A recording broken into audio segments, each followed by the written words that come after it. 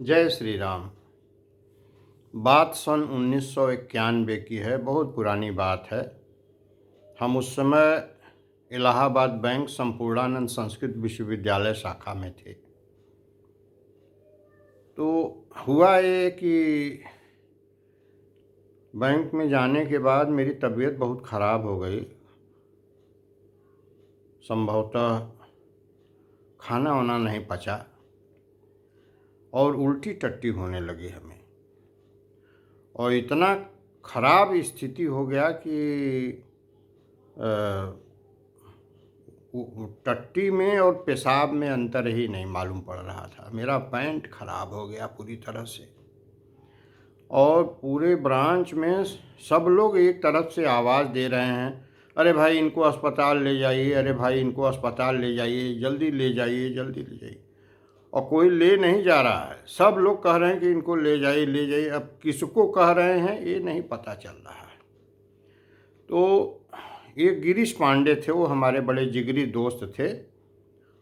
वो हिम्मत करके हमको स्कूटर पर बैठाए और हम ही ने कहा कि डॉक्टर जनार्दन ओझा हमारे एक मित्र थे, होम्योपैथ के बहुत अच्छे जानकार थे। तो हमने नंबर दिया हमके, इनको बुला लीजिए थोड़ा सा। तो डॉक्टर जनार्दन ओझा आ गए और गिरीश पांडे, दोनों आदमी हमको बैठने की ताकत नहीं रह गई थी स्कूटर पर। पांडे जी चलाने लगे, उसके पीछे बैठ गए हम, और उसके पीछे डॉक्टर जनार्दन ओझा हमें पकड़ लिए और ले करके वहीं थोड़ी दूरी पर जगतगंज में लहुराबीर के पास डॉक्टर आर राय कपिल चौरा के इमरजेंसी के डॉक्टर थे। उन्होंने हमको बोतल लगाना चाहा, तो हमारी नस ही नहीं मिल रही थी। तो कहें कहाँ लगावें समझ में नहीं आ रहा, न पैर में नस मिल रही है, न हाथ में नस मिल रही। हालत बड़ी गंभीर हो गई थी। तो पांडे जी हमारा लगे जोर जोर से हाथ पैर दोनों दबाने, बहुत कस कस के, जितनी उनके पास ताकत थी पूरी ताकत लगा दिया उन्होंने। और बहुत मेहनत किए, तब जा कर के हमारी नस मिली, तो पानी चढ़ने लगा। और उसके बाद जो है फिर दूसरे हाथ में भी पानी चढ़ने लगा, दोनों हाथ से पानी चढ़ने लगा। उसके बाद भी कंट्रोल नहीं हो रहा था और मेरी बोली बंद हो गई थी। जैसे लोग कहते हैं ना कि मरते समय बोली बंद हो जाती है। तो जमराज का शिकंजा सबसे पहले जुबान पर चलता है। जब आदमी का मौत नज़दीक होता है तो सबसे पहले बोली बंद हो जाती है। तो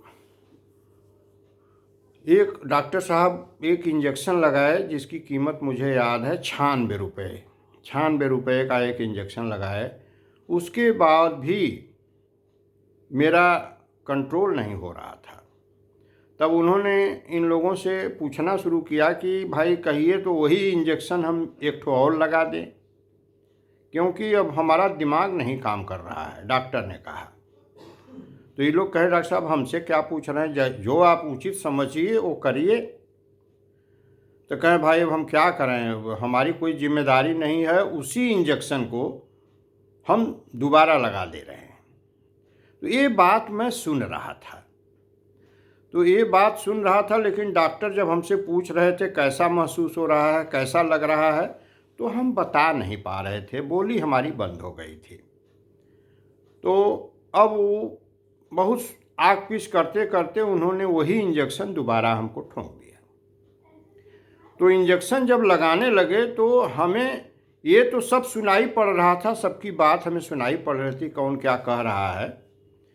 तो हमको स्पष्ट जैसे अनुभव हुआ कि हमारे बेड के सामने शंकर भगवान त्रिशूल, डमरू और सर्प उनके गले में लिपटा है, खड़ाऊँ पहने हुए हैं, और मेरे सामने बहुत रोष में हैं, क्रोध में नहीं, रोष में हैं, और जैसे मुझसे बहुत नाराज हैं। तो हम अपने मन ही मन भगवान को मनाए कि हे प्रभु, हे भोलेनाथ, एक बार हमें चांस दे दीजिए, एक चांस हमें दे दीजिए, अभी हम मरना नहीं चाहते। तो मेरी जान बच गई। उस इंजेक्शन दोबारा लगने के बाद उसके बाद वही डॉक्टर मुझे रिफ़र कर दिए कपिल चौरा। 11-12 बजे रात कहें ले जाइए इनको कपिल चौरा, अब यहाँ से नहीं हो पाएगा, क्योंकि मैं उनके घर गया था।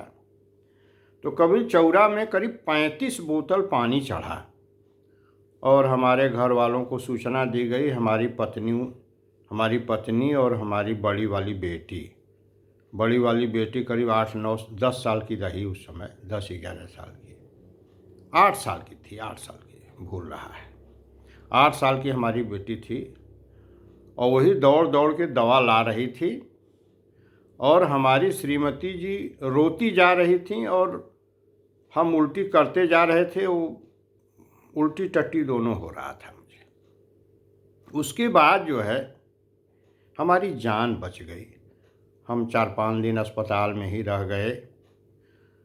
तो उसमें जितना पैसा खर्चा हुआ उस समय करीब 1800-1900 रुपया खर्चा हुआ था। 91 की बात है। डॉक्टर साहब सब अपने पास से खर्चा किए। जब मैं ठीक ठाक हो गया, मैंने बैंक ज्वाइन कर लिया, तब उन्होंने हमको पुर्जा थमाया, मिश्रा जी इतना पैसा खर्चा हुआ है। उसके बाद हमने उनको पेमेंट किया, बैंक से वो बिल पास हो गया था। तो यही बात सोच करके जब मैं अहौरा ब्रांच में था तो यही बात मुझे याद आ गई कि मैं शंकर भगवान से प्रार्थना किया हूँ कि हे प्रभु एक चांस हमें दे दीजिए, अभी हम मरना नहीं चाहते। और मुझे दिन भर रुलाई छूटती रही। मैं दिन भर रोता रहा केवल यही सोच करके कि एक ही चांस मिला है और इस बार भगवान ने हमको माफ़ कर दिया है, लेकिन अगली बार जब मेरी तबीयत खराब होगी तो मैं बचूंगा नहीं। तो ये संस्मरण मुझे याद आ गया तो मैंने आप लोगों को सुनाया। जय श्री राम।